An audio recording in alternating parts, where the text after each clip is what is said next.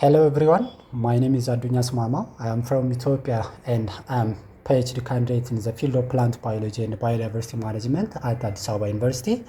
I am passionate about sustainable energy and today I'm excited to share my project idea on solar for sustainable communities.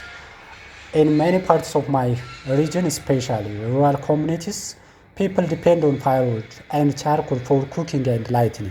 This causes deforestation, indoor air pollution, and health problems, particularly for women and children. Access to clean and affordable energy remain a big challenge. My projects aim to introduce small-scale solar home systems and improved cooktops to rural households.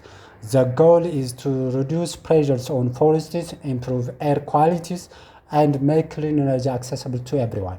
We plan to work with local youth cooperatives and women's groups to demonstrate how this technology works and provide basic training and on maintenance.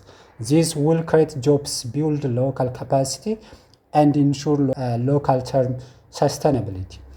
I believe that clean energy is not just about technology, it is about empowering communities and protecting our environment.